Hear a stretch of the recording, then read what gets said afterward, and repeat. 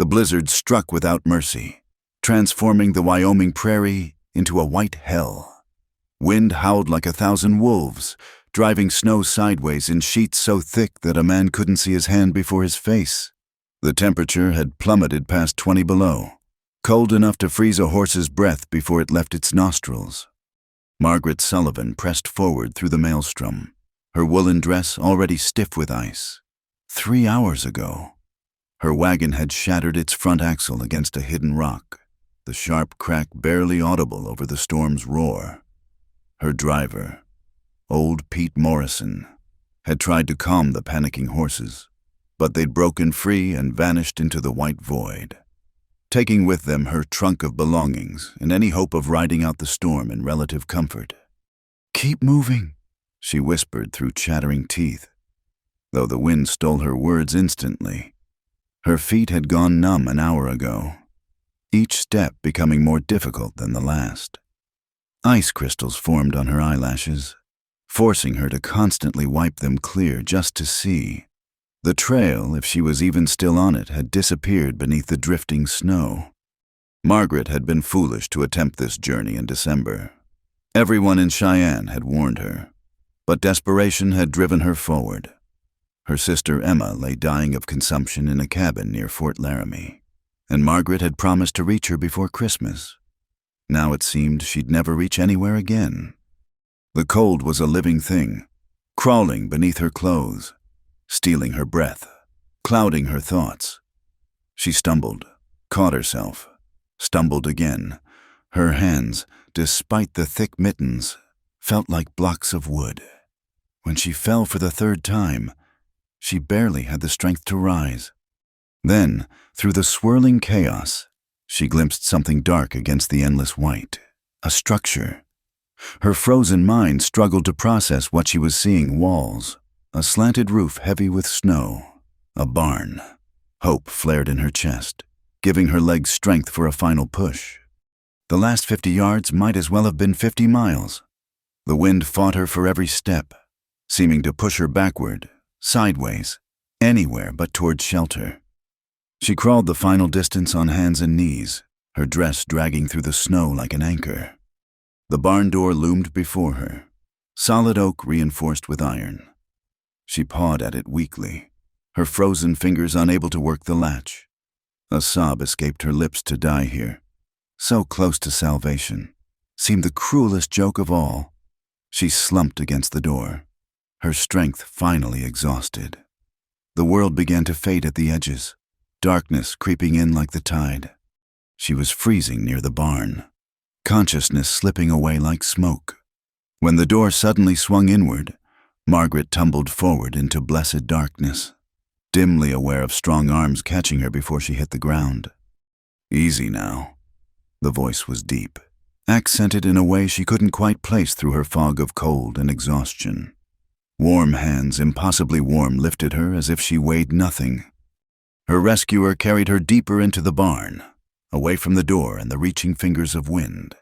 She caught glimpses through heavy eyelids, the glow of a lantern, the steam of horse's breath, hay bales stacked high. He set her down on something soft blanket spread over straw, and she heard him moving with quick efficiency. "Don't sleep," he commanded, his voice cutting through her drowsiness. Not yet. Rough hands, but gentle, worked at the frozen laces of her boots. Pain shot through her feet as they came free, the returning circulation like needles. She whimpered, trying to pull away, but he held firm. "I know it hurts. That's good. Means no frostbite. Not deep, anyway." Through the haze of pain and cold, Margaret focused on her savior. He was not what she'd expected.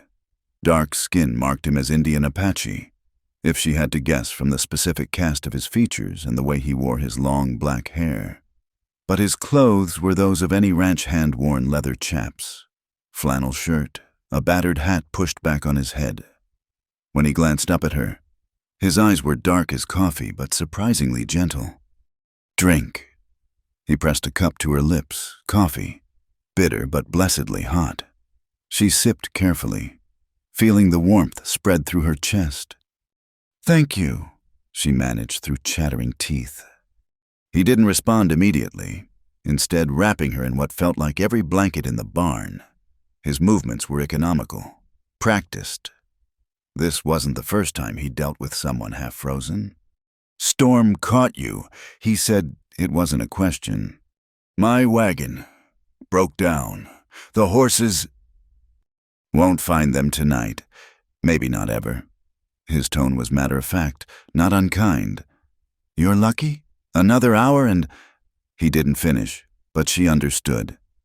He built up the fire in a small potbelly stove she hadn't noticed before, the heat drawing whimpers from her as her body began to truly warm. Every extremity screamed as circulation returned. He brought her more coffee, this time laced with something that burned her throat but spread warmth like liquid fire. "Whiskey," he explained at her coughing. "Medicine." Margaret huddled in her cocoon of blankets, studying him as he moved about the barn, checking on the horses, adding wood to the stove. Despite his Apache features, he moved through this white man's world with easy familiarity. She wondered at his story but was too exhausted to ask. "Name Sullivan," she offered finally. "Margaret Sullivan." He paused in his work, considering. "Sam," he said after a moment. "Sam Crow Feather." An Apache with an English first name. There was definitely a story there. I need to reach Fort Laramie. My sister." "Not tonight, not tomorrow either. Way this storm sounds." He gestured toward the door, where the wind still howled its fury. "Maybe 3 days, if it breaks." 3 days. Emma might not have 3 days. Tears pricked Margaret's eyes, but she was too tired to let them fall. Sam saw her distress. He crouched beside her, maintaining a careful distance. "Your sister, she's sick." Margaret nodded. "Consumption. She's dying. I promised." "Promises to the dying are sacred." His voice held understanding. "But dying yourself helps no one. Rest now. Storm will pass when it passes." He stood, preparing to move away, perhaps to give her privacy. Panic flared in Margaret's chest. "Please, don't go far. She was embarrassed by her fear, but couldn't deny it. Sam settled himself on a bale of hay a few feet away, close enough to hear if she needed anything, but far enough to be proper. He pulled out a knife and a piece of wood, beginning to whittle with practiced strokes. "Sleep," he said without looking up. "I'll keep watch."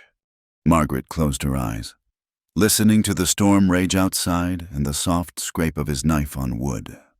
She was alive, against all odds. She was alive and warm and safe.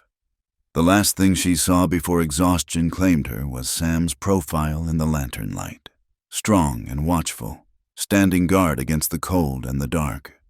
She didn't know then that this was how love would begin, not with poetry or flowers, but with strong arms pulling her from death's embrace, with coffee and whiskey and the patient whittling of a man who understood that sometimes salvation came in the simplest forms.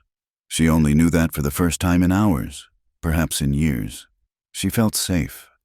The storm raged on, but inside the barn, wrapped in rough blankets and watched over by a stranger who'd shown her more kindness than she'd known in months, Margaret Sullivan finally allowed herself to rest.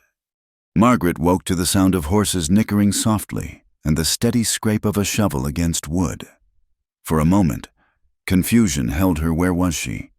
Then memory rushed back the storm, the barn, the man who'd saved her life. She opened her eyes to find pale morning light filtering through cracks in the walls, though the wind still howled outside. Sam Crowfeather was mucking out a stall, working with the same quiet efficiency she'd observed the night before. He'd removed his coat, and she could see the lean strength in his movements, the way he handled the heavy work as if it weighed nothing. When he noticed her watching, he set the shovel aside.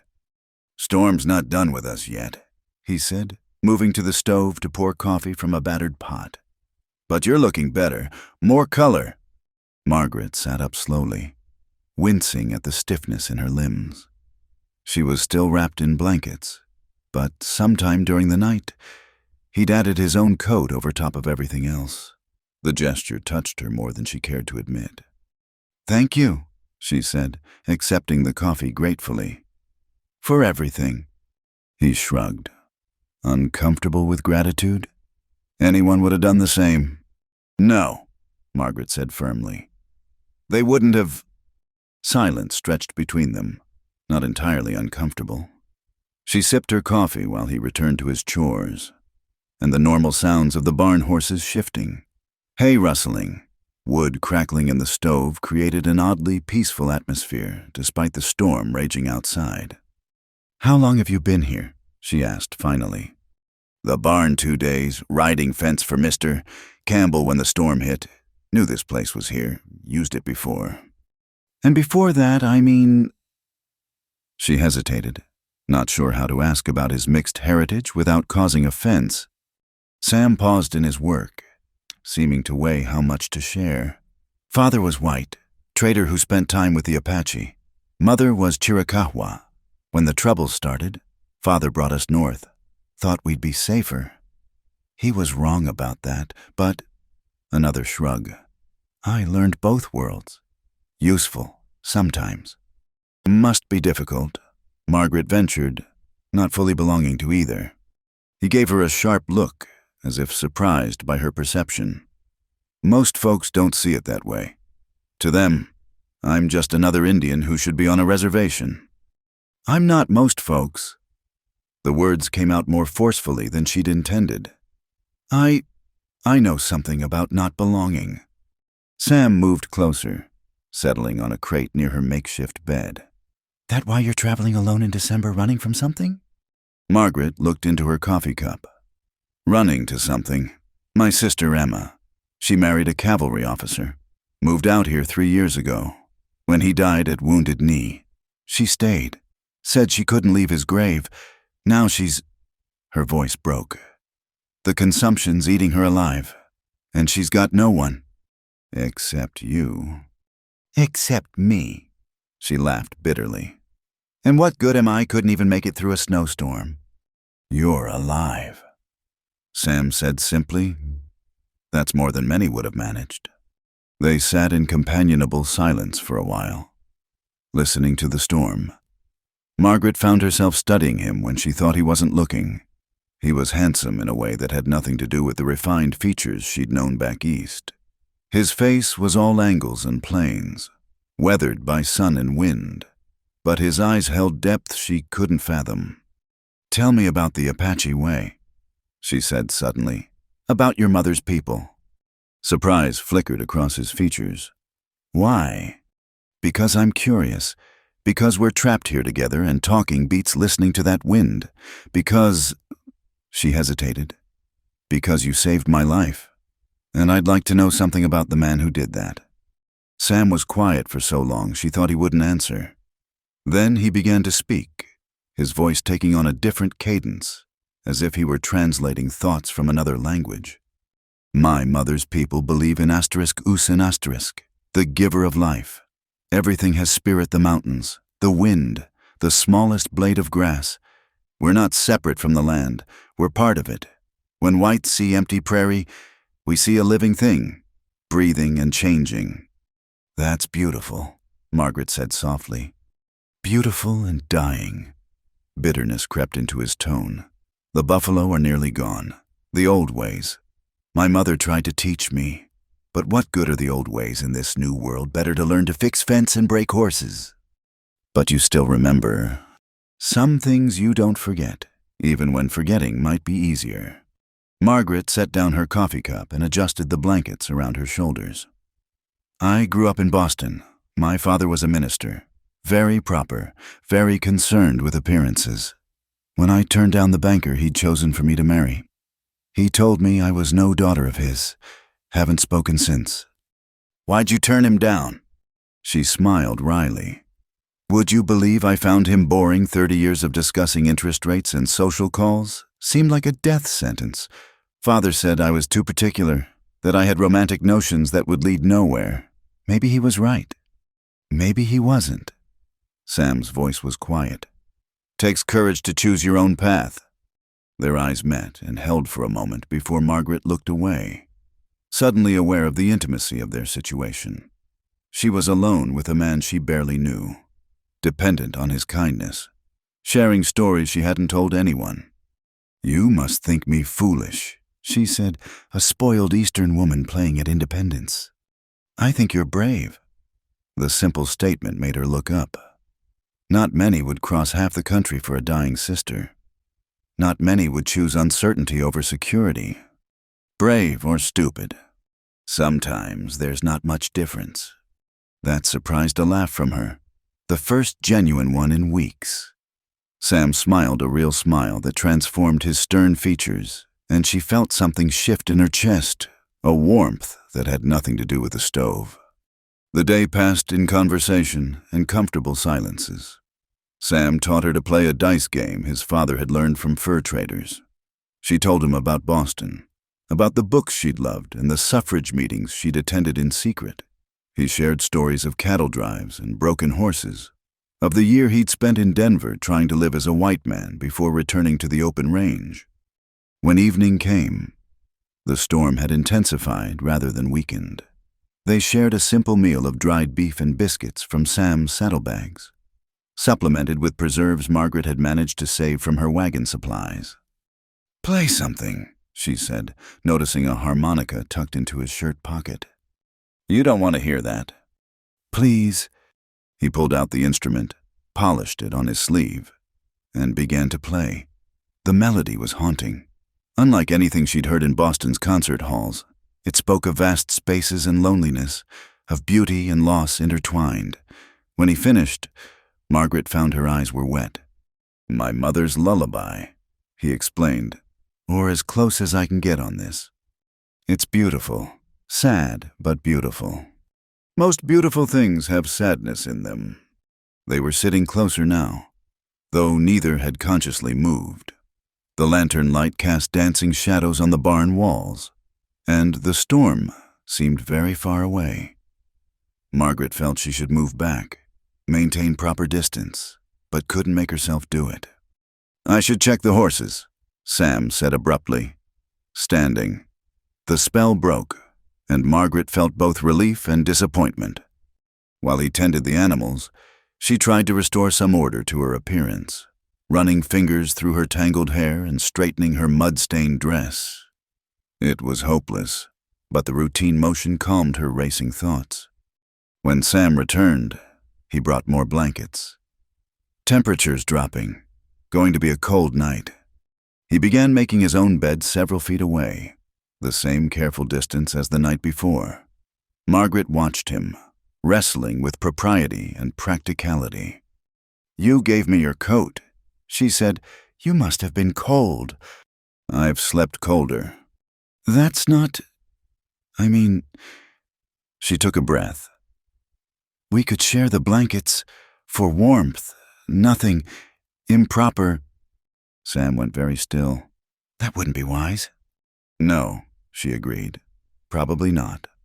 But as the night deepened and the cold crept in despite the stove's best efforts, practicality won. They arranged themselves carefully, back to back. The blankets spread over both of them. Margaret was acutely aware of every point where they touched, the solid warmth of him, the way his breathing gradually deepened into sleep. She lay awake longer, listening to the storm and thinking about paths chosen and unchosen, about a proper Boston minister's daughter sharing blankets with an Apache cowboy in a barn in the middle of nowhere. Her father would be horrified.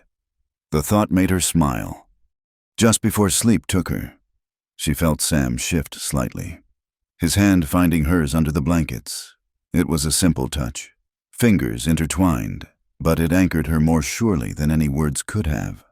Whatever tomorrow brought the storm's end, the journey to Emma, the return to real life, she had this moment of perfect safety, of connection forged in extremity.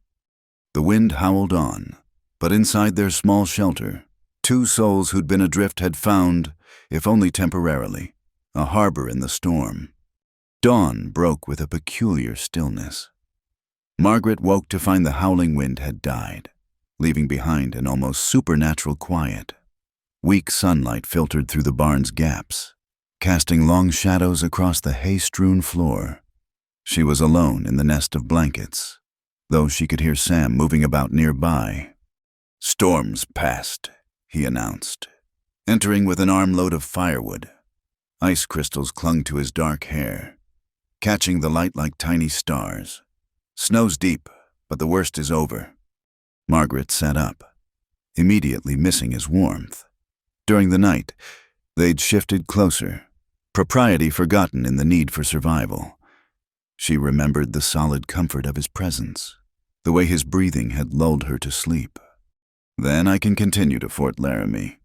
Something flickered across his face, disappointment, before he nodded. "Tomorrow, maybe. Needs to settle some first. Drifts are chest-high in places."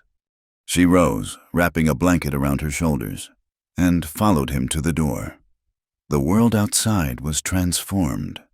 Snow blanketed everything in pristine white, smoothing the harsh landscape into something almost magical. The sky was crystalline blue, so bright it hurt to look at. "It's beautiful," she breathed. "Beautiful and dangerous," Sam corrected. "Snow like this hides things. Ravines, ice, weak spots. Easy to get turned around when everything looks the same." They worked together that morning, a natural rhythm developing between them, while Sam dug a path to the well. Margaret tended the horses, talking softly to them as she'd seen him do when he split wood for the stove. She organized their meager supplies, taking inventory of what they had left.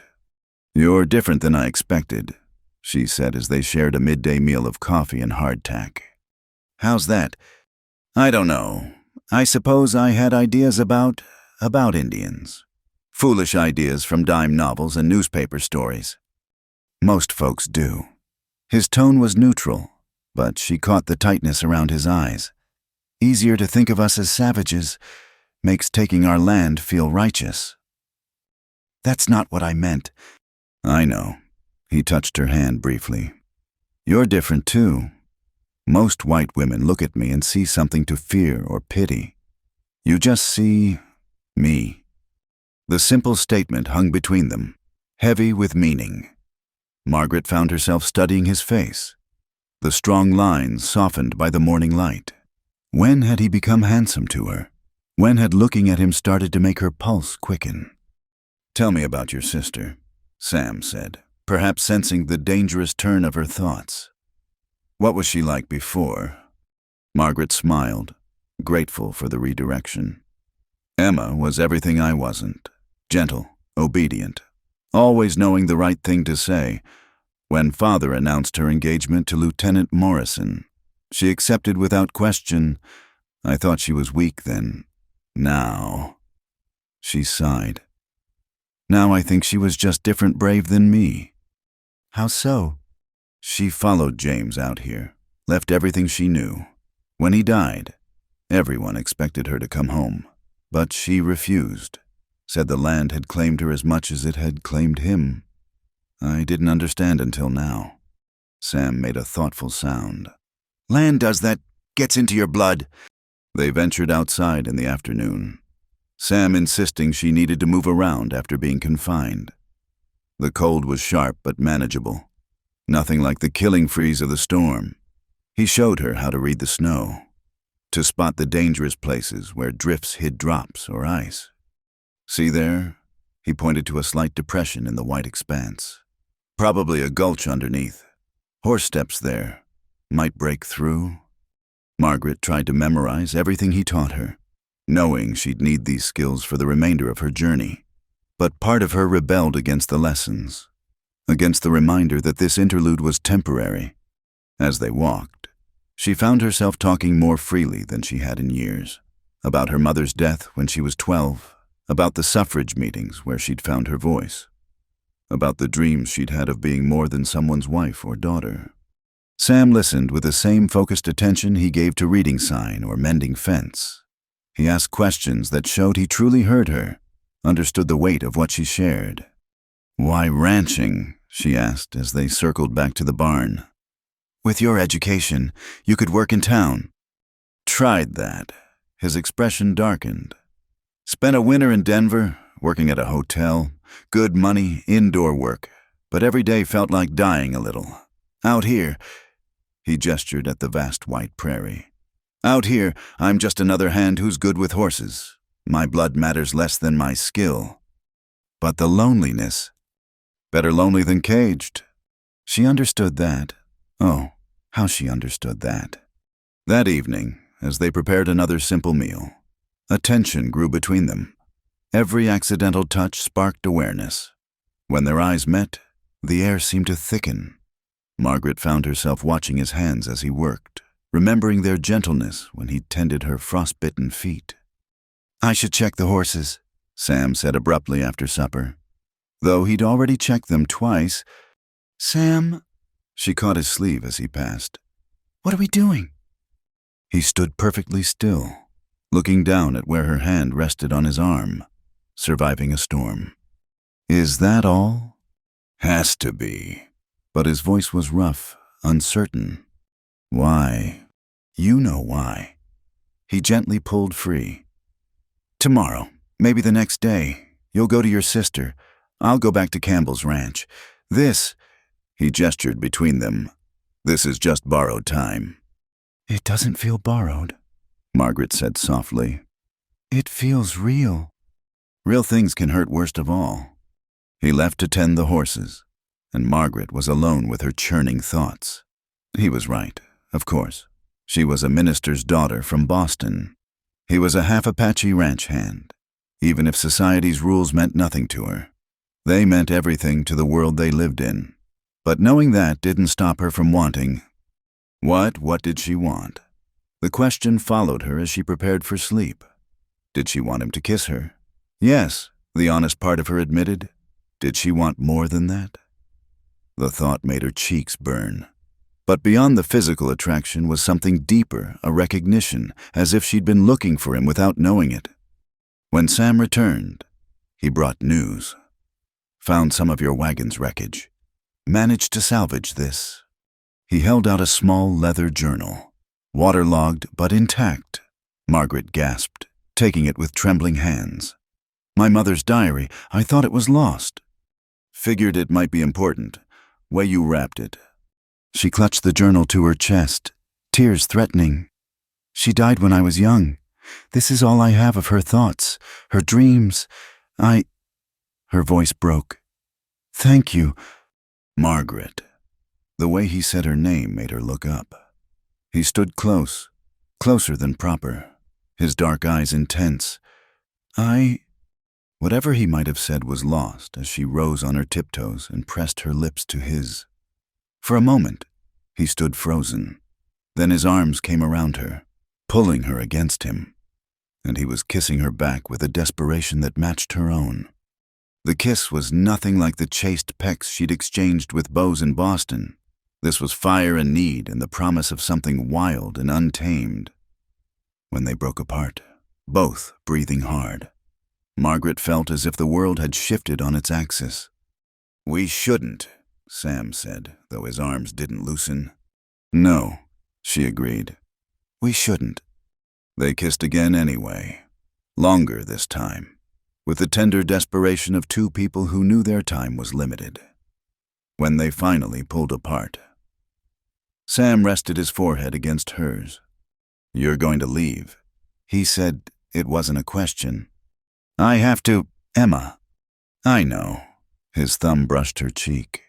"And after, I don't know." It was the most honest answer she could give. She didn't know what would happen after Emma. She didn't know if she'd return east or stay in this wild land that had nearly killed her but also brought her to life. She only knew that leaving this barn, leaving him, would tear something inside her. They slept side by side that night. No pretense of propriety now. Sam held her close, her back pressed to his chest, his arm secure around her waist. Neither spoke of tomorrow or the choices that waited beyond the barn doors. They simply held on, storing up warmth against the cold they both knew was coming. Outside, the snow glittered under starlight, pristine and deceptive as a promise, but inside, Two hearts beat in synchronization, finding in each other a home they'd never expected. A connection forged in storm and strengthened in the quiet after. Tomorrow would come with all its harsh realities. But tonight, they had the crackle of the fire, the soft breathing of horses, and the perfect weight of another soul who understood what it meant to be caught between worlds. To choose the difficult path, to find beauty in the harsh and unexpected places. Margaret closed her eyes. Sam's steady heartbeat against her back, and knew that whatever came next, she was changed. The storm had brought her more than survival. It had brought her to herself, and to him, and to possibilities she'd never dared imagine. The journal of her mother's dreams lay nearby, but Margaret was too busy living her own to read it. Time enough for that tomorrow. Tonight, she simply held on to the present, to the man whose arms promised that home wasn't always a place. Sometimes it was a person who saw you truly and didn't look away.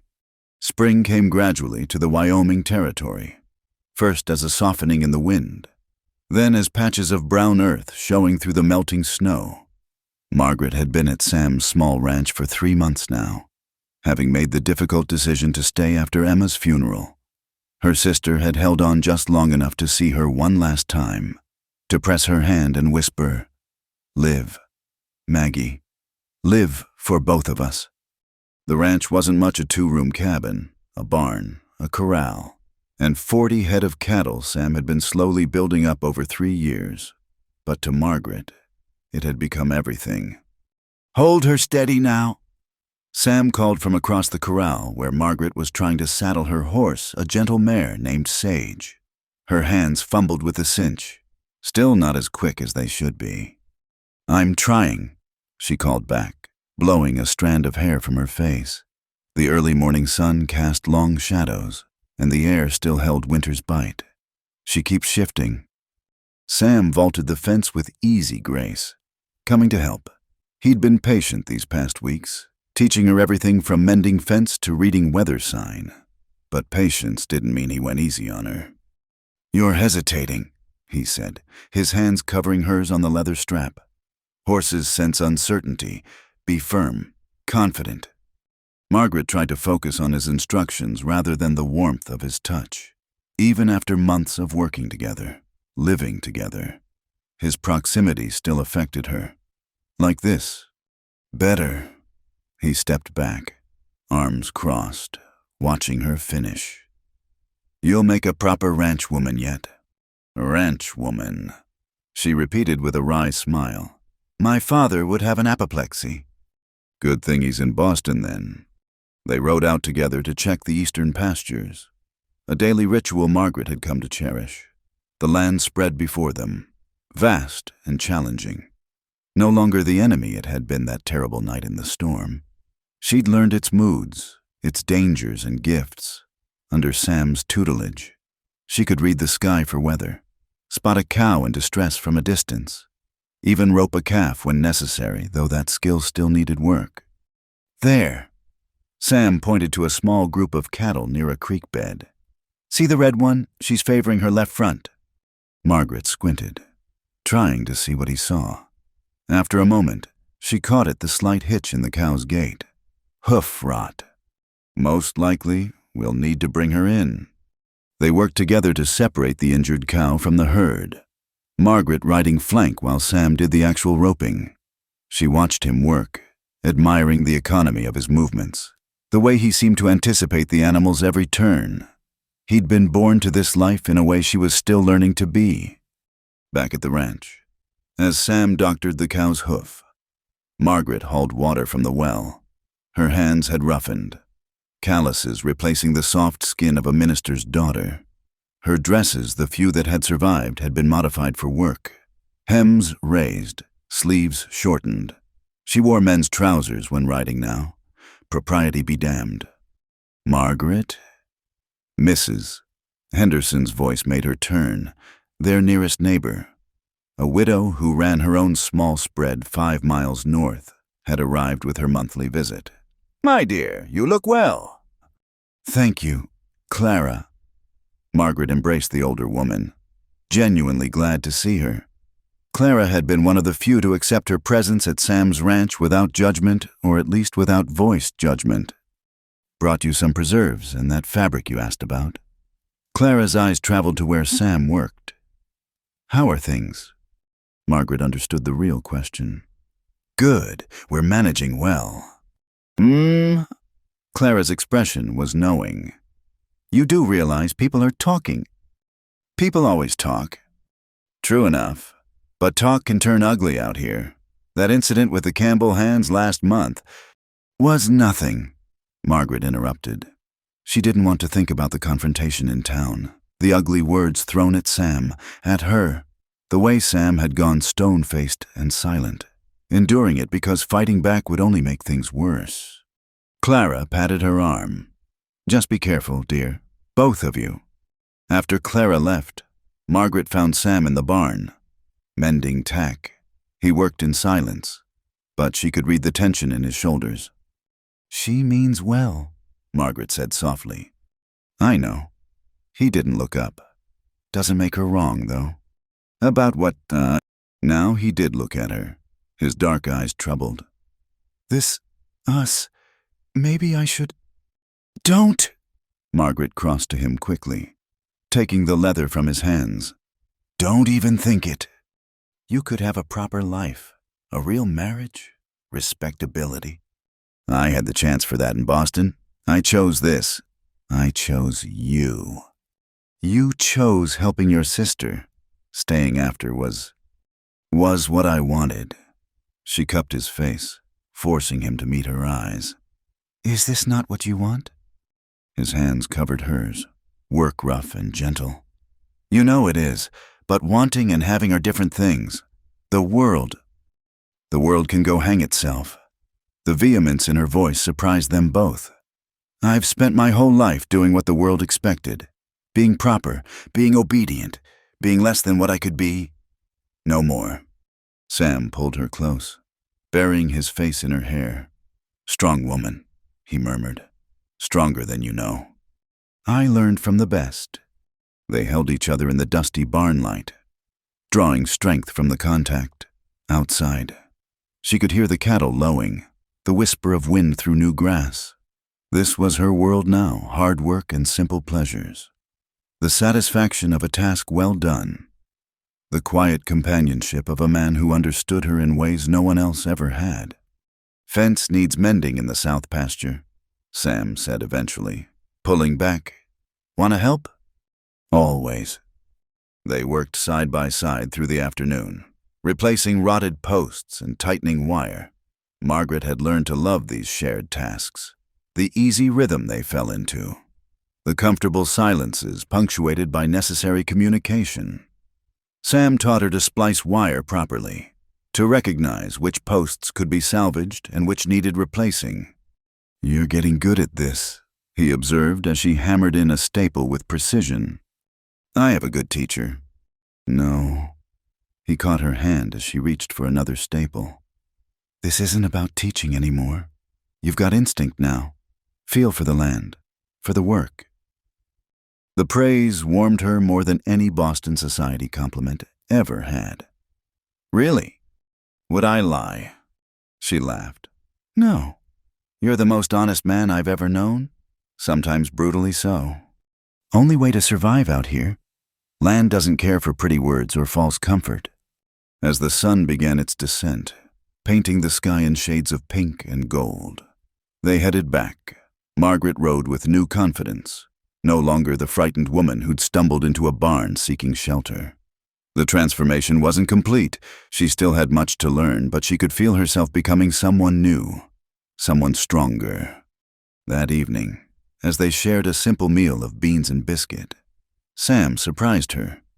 Been thinking, that north section, where the creek bends, good spot for a garden, sheltered, good water access. A garden, Margaret's eyes lit up. Really? Can't live on beef and beans forever. Besides, his expression softened. Might be nice to have something beautiful around here.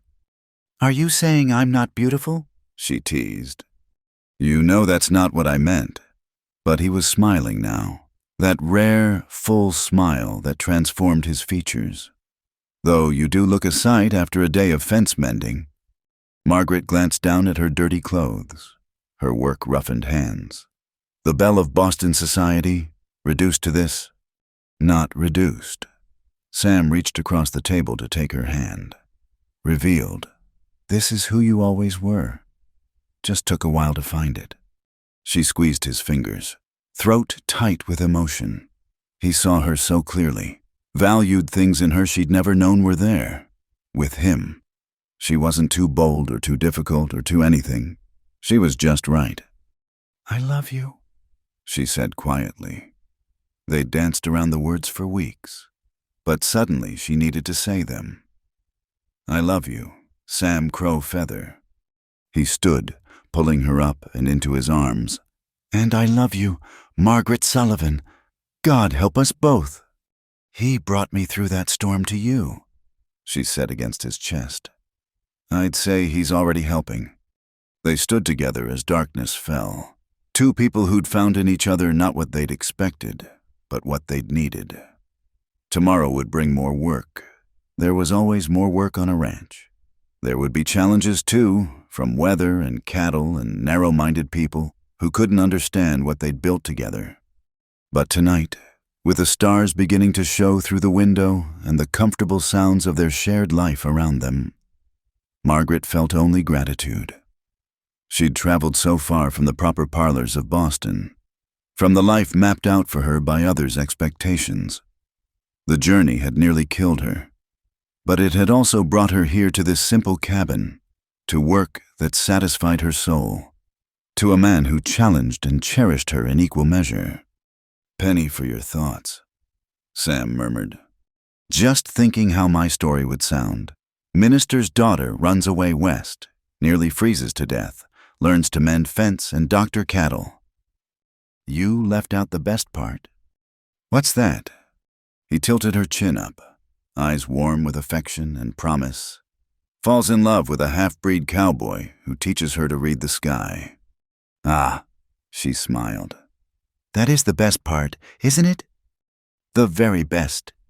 As they prepared for bed in their simple home, Margaret thought about the garden they'd plant come full spring, seeds of hope in hard ground, tended with careful hands and patient hearts, much like their love unexpected, sometimes difficult, but growing stronger with each passing day. She'd made her choice in staying, and every sunrise that showed her Sam's face, every sunset they watched together, every small victory and shared challenge confirmed it was the right one. The trouble started with a broken fence post. Margaret discovered it during her morning rounds. The wood splintered as if struck by something heavy. Sam crouched beside it, his expression dark as he examined the damage. This wasn't weather, he said quietly. Someone did this deliberate. A chill ran down Margaret's spine that had nothing to do with the cool morning air. Who would? Could be anyone. Sam stood, scanning the horizon. Campbell's men, maybe, or just someone who doesn't like the idea of... He didn't finish, but she understood. Someone who didn't like the idea of them. They repaired the fence in tense silence, both alert for any sign of trouble, but the prairie stretched peaceful and empty, giving no hint of who might wish them ill. That evening, as Margaret worked on mending a shirt by lamplight, Sam paced the small cabin like a caged wolf.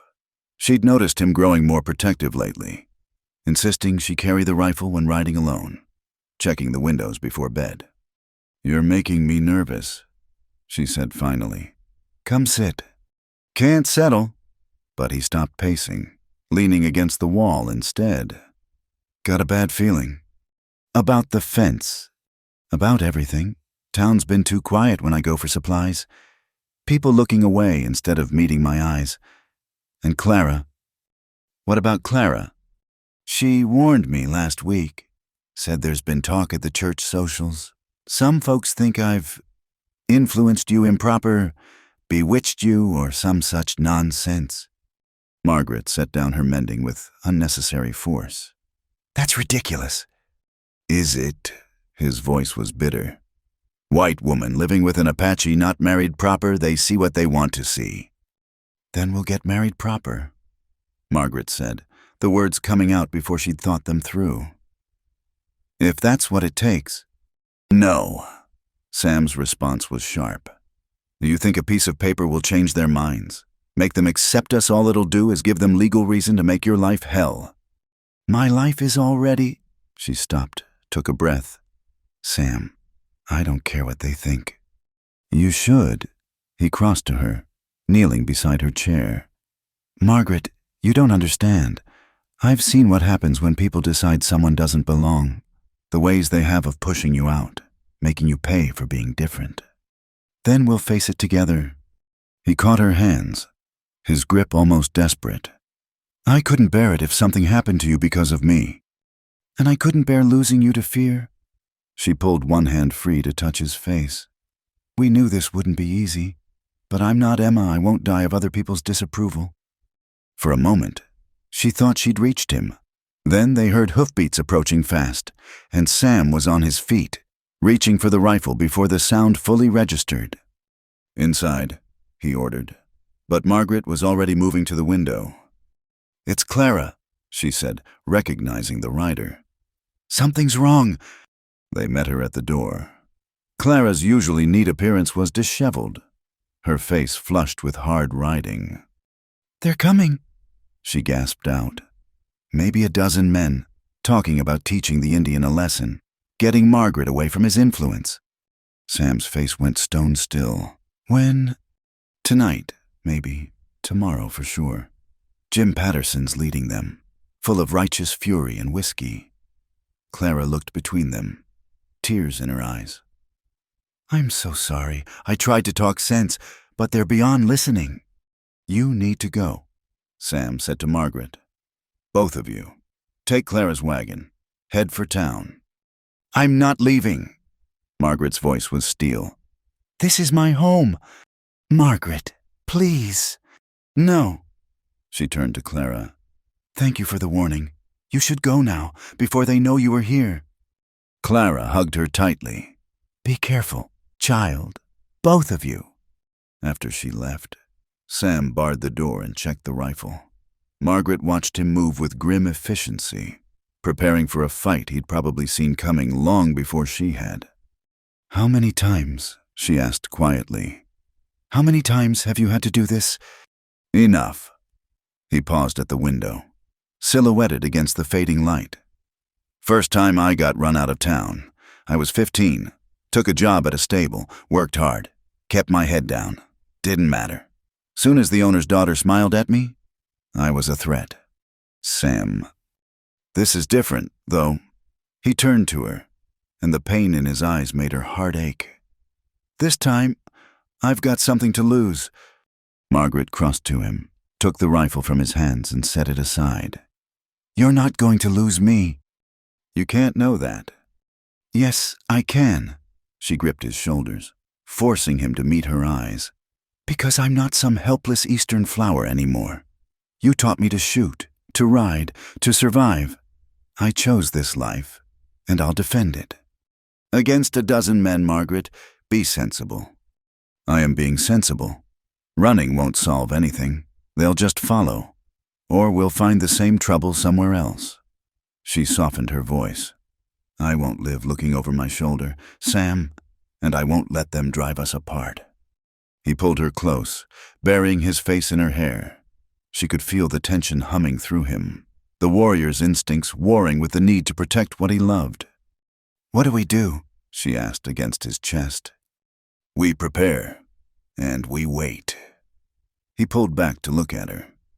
But if things go bad, promise me you'll run. Get to Clara's. Or town, somewhere safe. We stand together or not at all. He started to argue, then seemed to recognize the futility. Stubborn woman. You wouldn't love me any other way. No, he admitted. I wouldn't. They spent the evening in tense preparation. Sam showed her the defensive positions he'd apparently planned long ago. Good sight lines from the windows. Cover if they needed to fall back. Margaret realized with a sick feeling that he'd been expecting this from the beginning. had chosen this cabin's location with defense in mind. "You never really believed we'd be left in peace," she said. "Hoped, never believed." He checked her rifle, made sure she had ammunition within easy reach. "Hope's not enough to bet your life on." Night fell without incident. They took turns keeping watch, though neither really slept. Margaret found herself thinking of that first night in the barn, how safe she'd felt in his arms despite being near death. Now, in their own home, danger pressed close again. Near dawn, she dozed fitfully against Sam's shoulder. She dreamed of Boston, of her father's thunderous disapproval, of Emma's gentle voice saying, "Live, Maggie, live for both of us." She woke to Sam's hand on her shoulder, his body tense. "They're here." Through the window, she could see riders approaching more than a dozen, some carrying torches despite the growing daylight. Her mouth went dry, but her hands were steady as she picked up the rifle. "Remember," Sam said quietly, "we don't shoot unless they force us. Maybe they'll be satisfied with threats." But Margaret could see Patterson at the head of the group, his face twisted with the particular ugliness of righteous anger. She'd seen that expression before, on her father's face when he'd cast her out. Men like that weren't satisfied until they destroyed what they couldn't control. The riders stopped just out of easy rifle range. Patterson's voice carried clearly in the still morning air. "Send her out. Indian, we've come to take Miss Sullivan back to civilization where she belongs." "I belong here," Margaret called back before Sam could respond. "And I'll thank you to get off our land." A murmur ran through the group. Apparently, they hadn't expected her to speak for herself. "Miss Sullivan," Patterson tried again. "You've clearly been corrupted by this savage. Come with us now, and all will be forgiven. We'll take you somewhere safe. The only savage I see is a mob of men who think they have the right to decide how I live." Margaret's anger overcame her fear. "Go home to your wives and families and leave us in peace." "You hear how she talks?" Patterson addressed his men. "That's his influence, turning a good Christian woman into—" The crack of Sam's rifle cut him off. The shot went high. A warning, but it had the desired effect. The horses shied, and several men reached for their own weapons. "Next one won't miss," Sam called out, his voice carrying the quiet authority of a man who meant what he said. "This is our land, legal and proper. You're trespassing." "Legal," Patterson spat. "No law that puts a white woman in an Indian's bed is legal in God's eyes." Margaret felt Sam tense beside her. Before he could respond, she stepped forward, making herself visible in the window despite his hiss of protest. "Then it's fortunate we answer to our own consciences, not yours," she said clearly. "I've made my choice. Mr. Patterson, I choose love over hatred, courage over cowardice, truth over the lies you tell yourself to justify your prejudice. Now get off our land before my husband decides you're worth a bullet." The word husband rippled through the group. Not true in law, perhaps, but true in every way that mattered. For a long moment, the tableau held the mounted men with their torches and righteous fury, the cabin with its two defenders, the vast prairie watching with indifferent eyes. Then one of the men wheeled his horse around. "This ain't worth killing or dying for," he said. Others began to follow, the mob courage wavering in the face of actual resistance.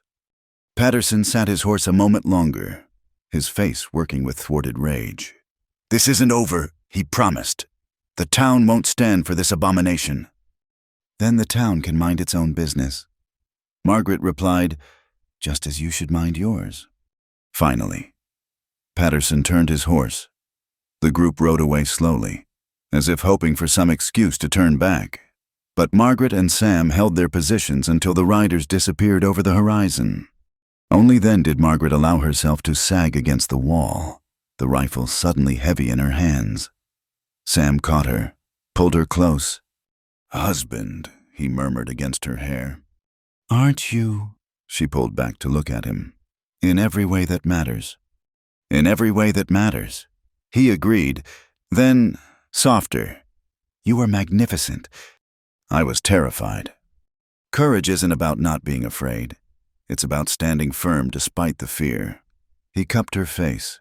You've got more courage than any 10 men I've known. I learned from the best, she said, echoing words from happier times. They stood together as the sun climbed higher, knowing this wasn't over. Patterson would be back. With law or force or both, the town would pressure them, isolate them, make their lives difficult in 1,000 small ways. But for now, they'd won. They'd stood together and refused to be broken apart by fear or prejudice or other people's ideas of what was proper.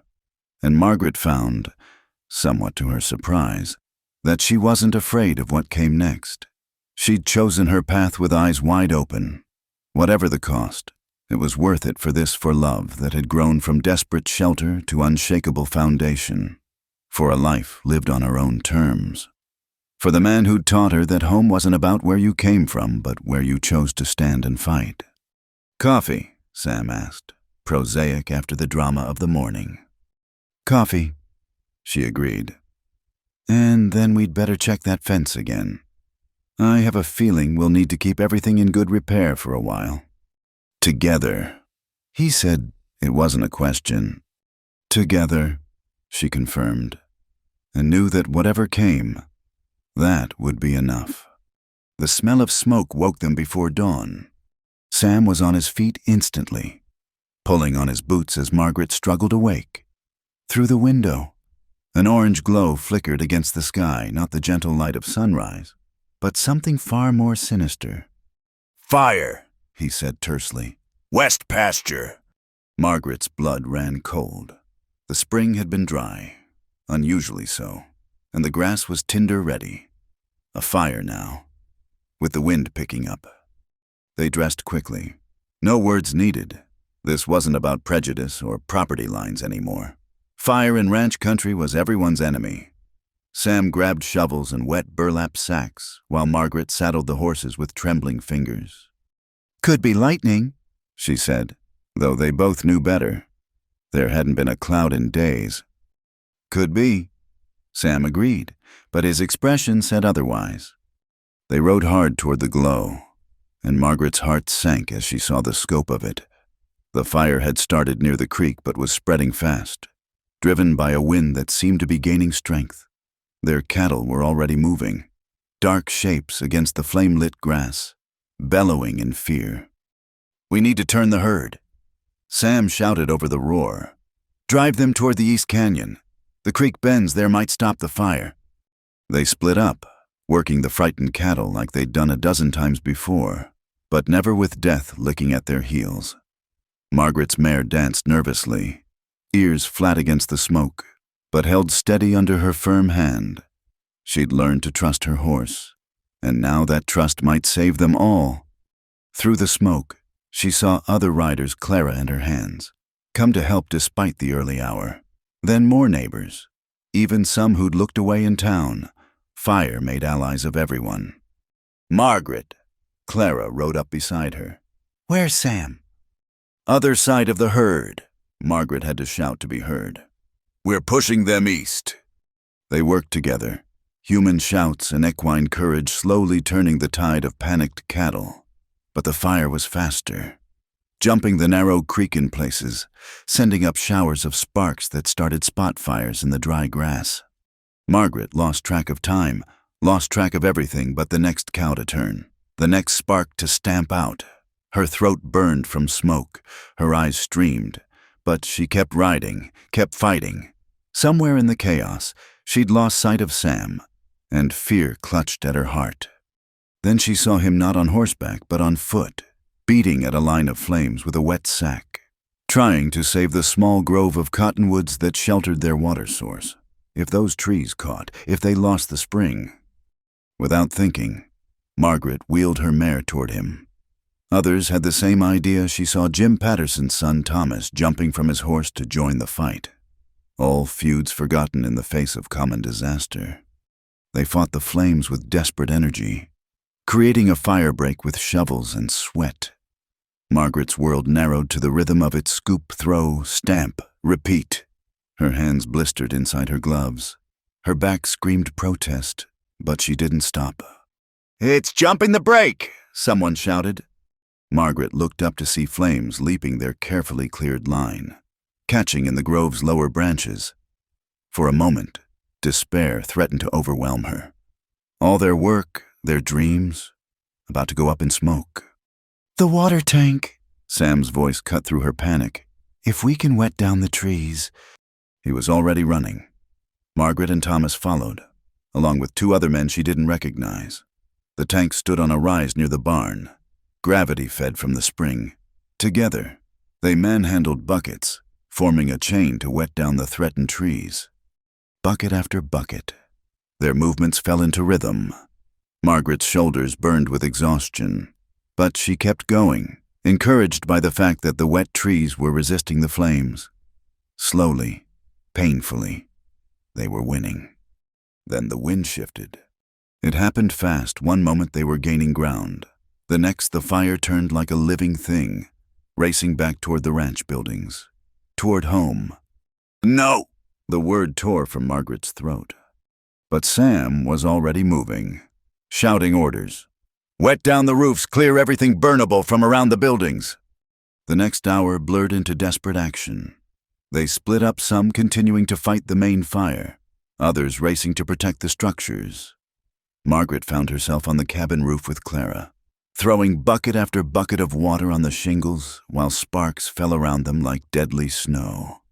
Below, Sam and the men worked to create a fire break around the buildings, their faces grim and smoke-blackened. Even Patterson was there, working alongside the man he'd tried to drive out just days before.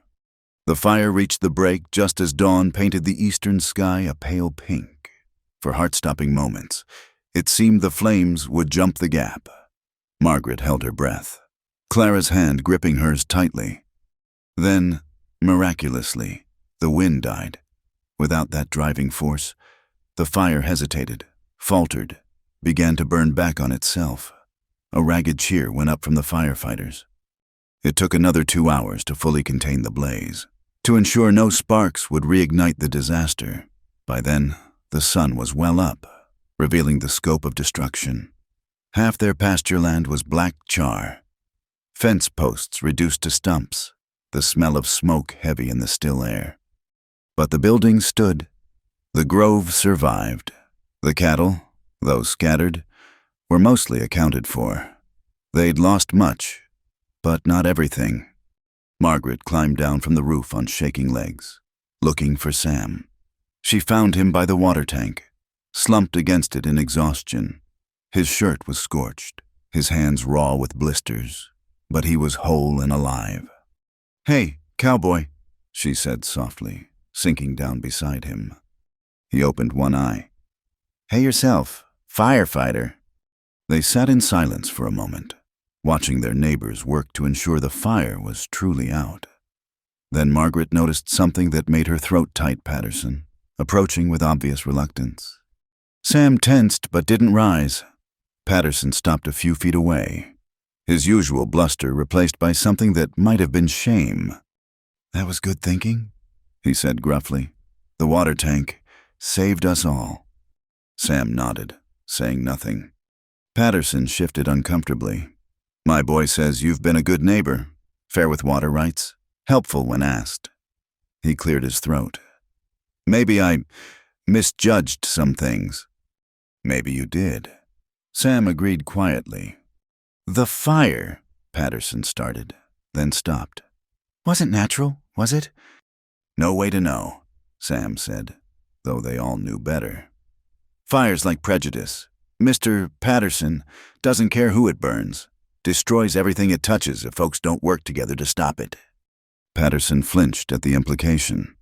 He looked at Margaret, then back at Sam. "We'll be rebuilding fence on the western line. You'll need help with yours too. Neighbors. Neighbors help each other." It wasn't an apology. Not quite, but it was a start. After Patterson walked away, Clara appeared with water and blankets. "That was something," she said. Never thought I'd see Jim Patterson backing down." "He didn't back down," Sam corrected. He stepped forward. "There's a difference." Margaret leaned against his shoulder, exhaustion hitting her like a physical weight. Around them, the community that had threatened to tear them apart was working together, united by shared danger and mutual need. It wouldn't last, she knew that. When the crisis passed, some would retreat to their old prejudices, but others might remember this day, when they'd fought side by side regardless of skin color or propriety. "We survived," she murmured. "We did more than that," Sam said, his arm coming around her. "We proved we belong here, both of us." Thomas Patterson approached with his father's grudging offer of help. Other neighbors followed, discussing rebuilding plans, sharing what supplies they could spare. Margaret watched it all with wonder. The fire had taken so much, but it had also burned away some of the barriers between them and their community. "You know what this means," Clara said quietly, watching the men organize work crews. "What?" Margaret asked. "It means you're truly one of us now. Nothing bonds folks like fighting fire together." She smiled. "Though I'd recommend a less dramatic introduction next time." Margaret laughed, surprising herself. Here, surrounded by destruction, covered in soot and ash, hands blistered and back aching, she felt more at home than she ever had in Boston's finest parlors. She'd proven herself not as Sam's woman or a minister's daughter or anything else defined by others, but as herself a rancher, a neighbor, a woman who'd stand and fight for what she loved. "Ready to start rebuilding?" Sam asked, struggling to his feet. Margaret took his offered hand, rising beside him. Their ranch was scarred but standing. Their neighbors, if not friends, were no longer enemies. And they were together, tested by ice and fire and human prejudice, stronger for the trials. "Ready," she said, and meant it. The work would be hard. The summer would be lean with so much pasture lost. There would still be those who disapproved, who'd never accept them. But looking around at their smoke-stained neighbors working together, at Sam's quiet strength beside her, at the land that had tried to kill her twice now and become home despite it all, Margaret felt nothing but determination. They'd rebuild, they'd replant, they'd face whatever came next the way they'd faced everything else together, with courage, with the kind of love that grew stronger under pressure. The fire was out. The real work was just beginning. And Margaret Sullivan, former Boston society girl, current Wyoming rancher, wouldn't have it any other way. Spring returned to the Wyoming prairie like a tentative friend, uncertain of its welcome after the harsh trials of the previous year. Margaret stood in what had become her favorite spot, the rise behind the cabin where she could see their whole spread laid out before her. The fire-blackened earth was now covered with new green growth, nature's promise that destruction was never the end of the story. "Thought I'd find you here," Sam said, coming up beside her. He moved quietly, as always, but she'd learned to sense his presence like a shift in the air. "Just watching it all come back," she said, leaning into his warmth. "Hard to believe it's been almost a year since that night in the barn." "Best storm of my life," he murmured, pressing a kiss to her temple. They stood in comfortable silence, watching their small herd graze on the new grass. The cattle numbers were still down from the fire, but they'd survived the winter, and several cows showed signs of carrying calves, life persisting, as it always did. "Mail came," Sam said eventually, producing an envelope from his pocket. "From Boston." Margaret recognized her father's precise handwriting and felt the familiar tightness in her chest. She'd written him after Emma's death, a brief note informing him of his daughter's passing. This was his first response. "Want me to stay?" Sam asked. "No, I'll read it later." She tucked the letter into her apron pocket. Whatever words her father had chosen to send across the miles, they could wait. This moment, this peace, was too precious to disturb. They walked back to the cabin hand in hand, discussing the day's tasks. The garden she'd planted was thriving, Neat rows of vegetables promising good eating through the summer and preserves for winter. Sam had built her raised beds to make the work easier, and a small fence to keep out rabbits. Such simple gestures of love, more meaningful than any poetry. Patterson's boy is coming by later. Sam mentioned, "Wants help with that Mustang he's trying to break." "Thomas is a good kid," Margaret said. The young man had become a regular visitor, drawn initially by Sam's reputation with horses, but staying for the patient teaching and lack of judgment he found here. Nothing like his father. His father's changing too, slow as it is. Sam held the door for her. Asked my advice about breeding stock yesterday, in town, where others could see. It was progress, measured in small moments. The fire had shifted something in the community's perception. Margaret was no longer the fallen woman led astray, but the rancher's wife who'd fought alongside them. Sam was no longer just the Indian, but the man who'd saved the water source they all depended on. Not everyone had softened. There were still cold shoulders in town, whispers behind hands, but enough had changed that life was bearable, even pleasant. They had allies now, friends even. Clara visited weekly, and young Thomas wasn't the only one who came seeking Sam's expertise with horses and cattle. The morning passed in comfortable routine. Margaret worked in the garden while Sam repaired harness. They met for a simple noon meal, sharing stories of their morning's work, planning the afternoon. It was during these quiet moments that Margaret felt the full weight of her contentment. This was what she'd been seeking without knowing it, not grand passion or dramatic adventure, but this steady partnership, this quiet understanding. Thomas Patterson arrived as promised, leading a half-wild Mustang that fought the rope at every step. Margaret watched from the porch as Sam worked with the boy and the horse. His movements calm and assured, his instructions clear. The Mustang, a dusty bay with one white sock, had the look of a horse that had been mishandled, all rolling eyes and pinned ears.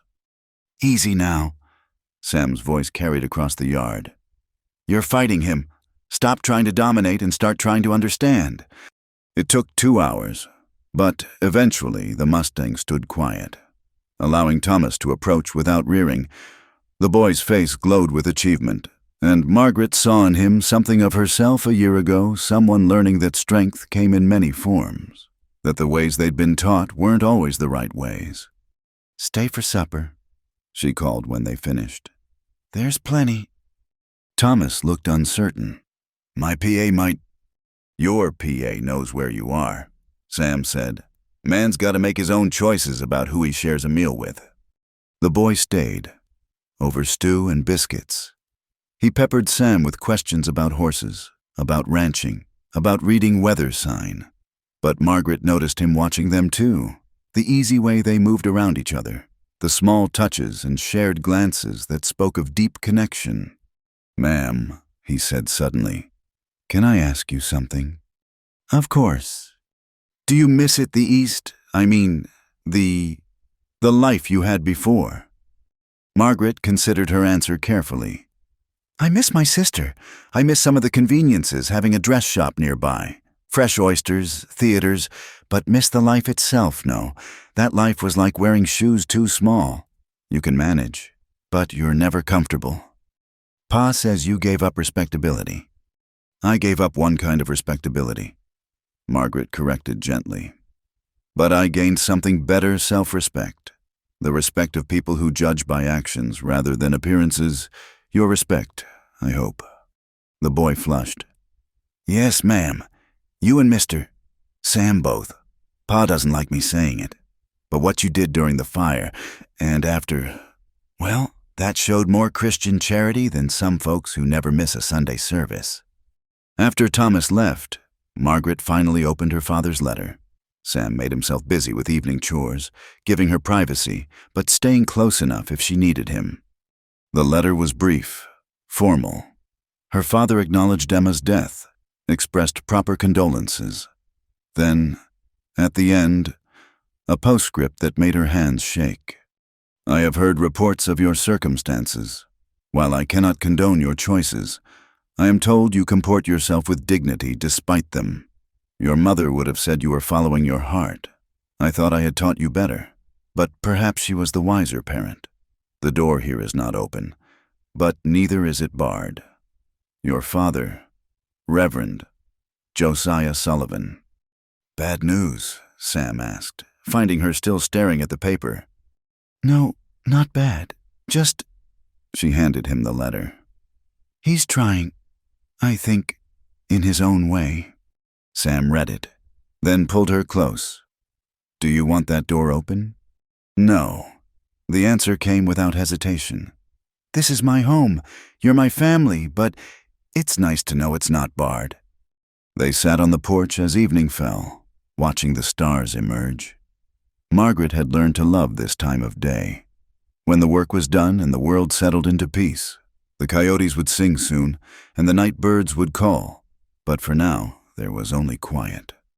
"I've been thinking," Sam said eventually, "about what Thomas said, about respectability." "Oh." "There's a traveling preacher comes through Laramie every few months. Marries folks, no questions asked. If you wanted Sam Crow Feather, are you proposing to me?"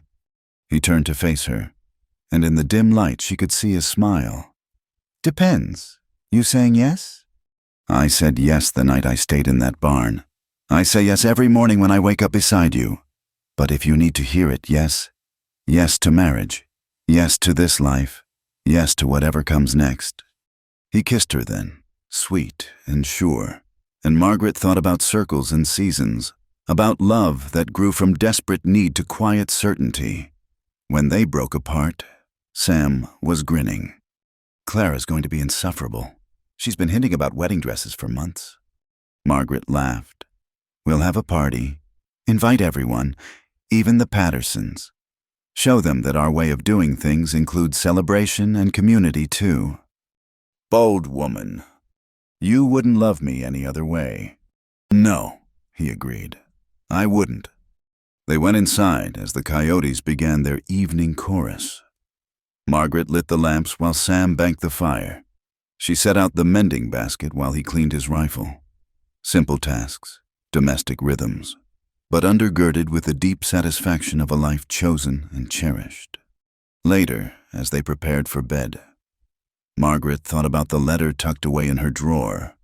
Her father might never fully accept her choices, but he'd crack the door open just enough to let in a sliver of light.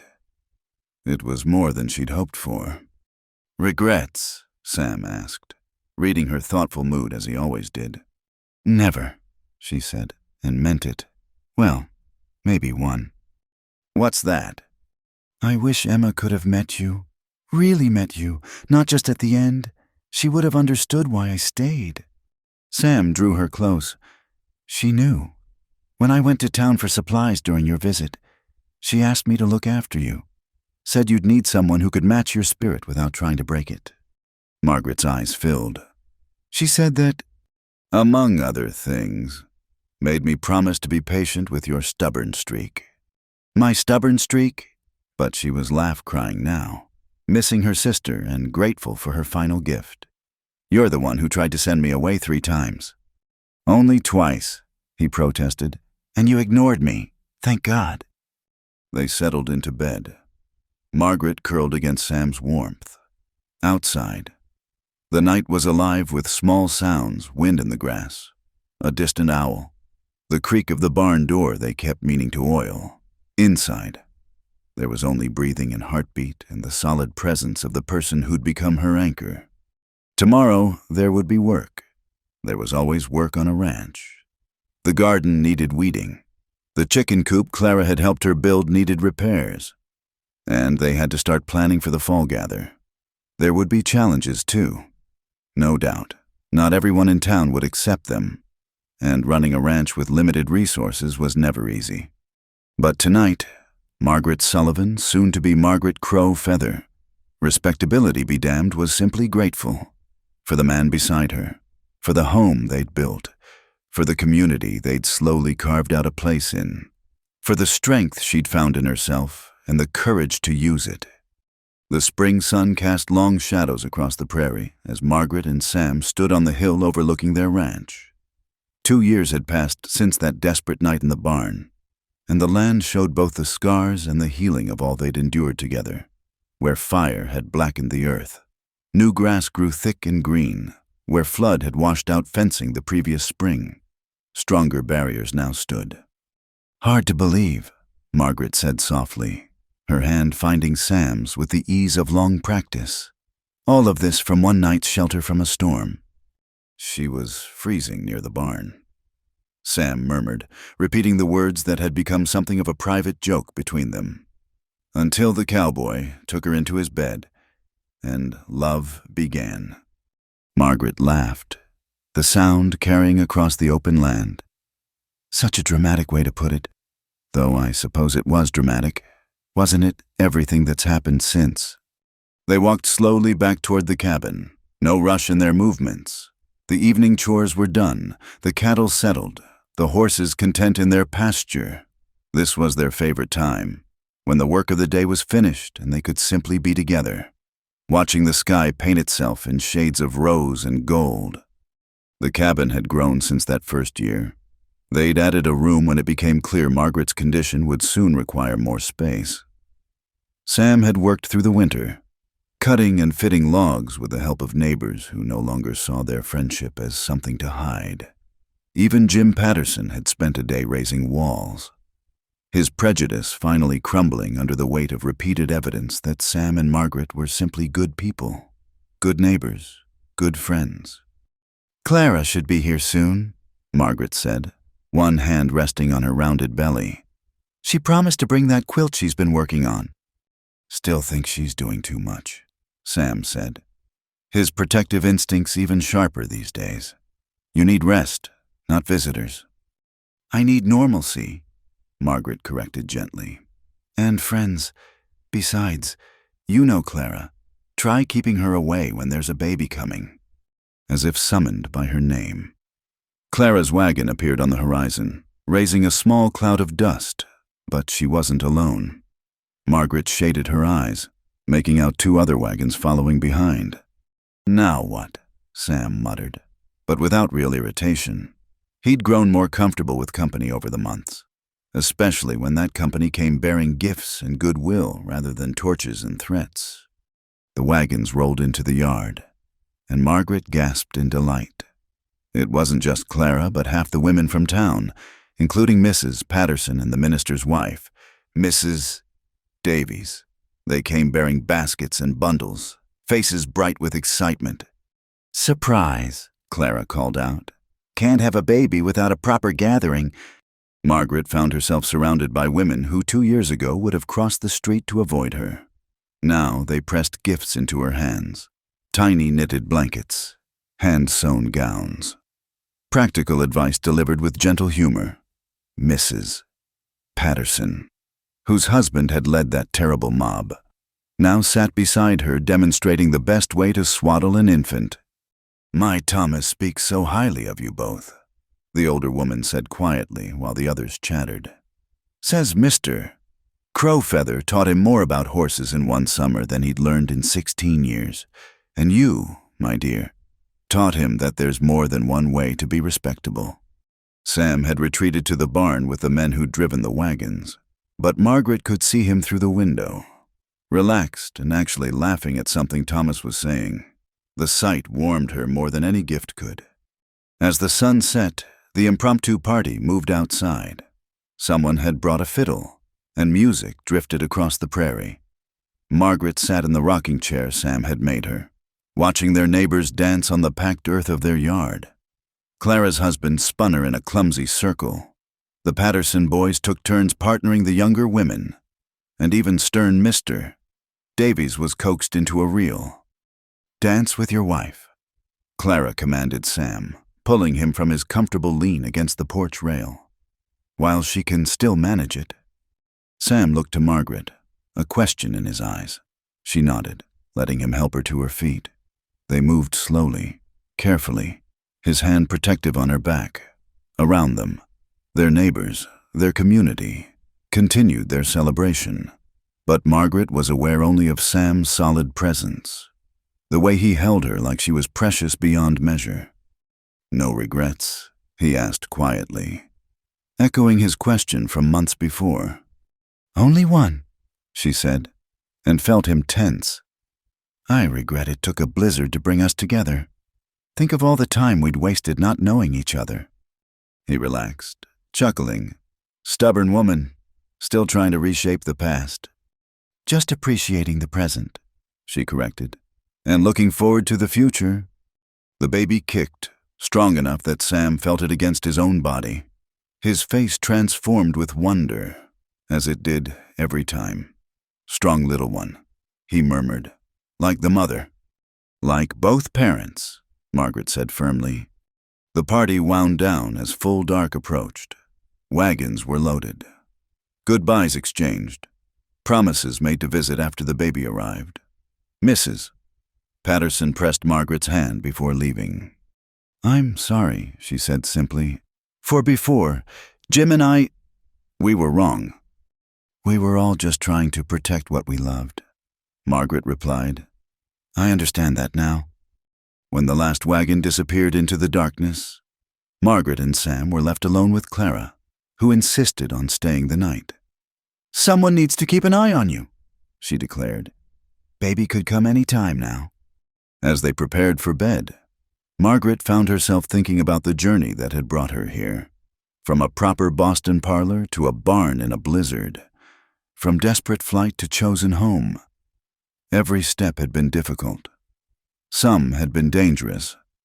But all had led her to this moment, standing in her own home, surrounded by love and acceptance, about to bring new life into a world that finally had space for them. "Thank you," she said suddenly. Sam looked up from banking the fire. "For what?"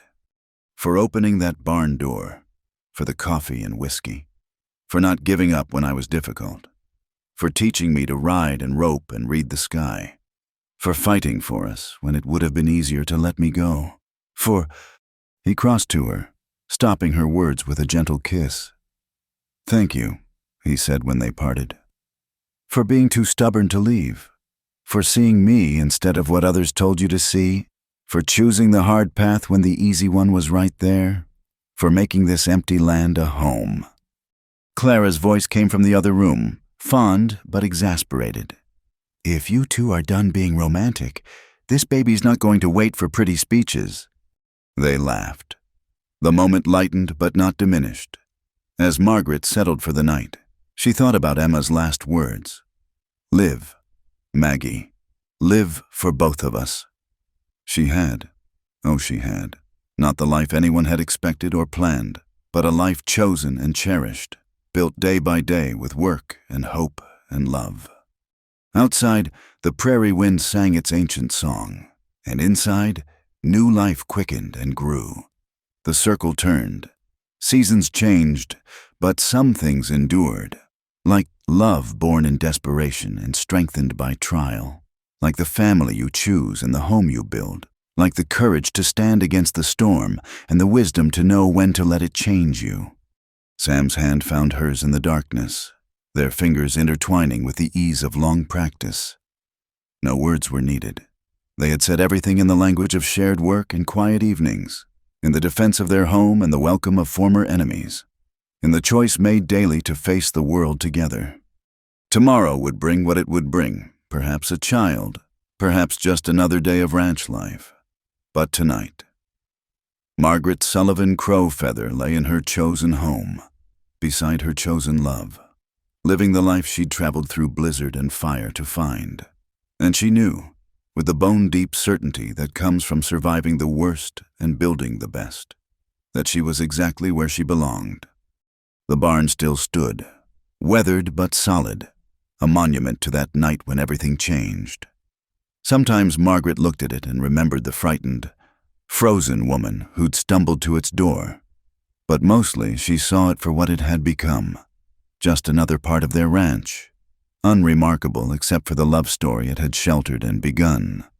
She was freezing near the barn until the cowboy took her into his bed, and love began. But that was only the first chapter. The rest, the fights and reconciliations. The community built from suspicion. The home carved from wilderness. The family grown from two outcasts who recognized each other's worth. That was the real story. And it was still being written, one day at a time, on the wide prairie under the endless sky. Thank you for joining us on this journey through the Wild West, where love bloomed against all odds. We'd love to hear from you. Where are you listening to this story?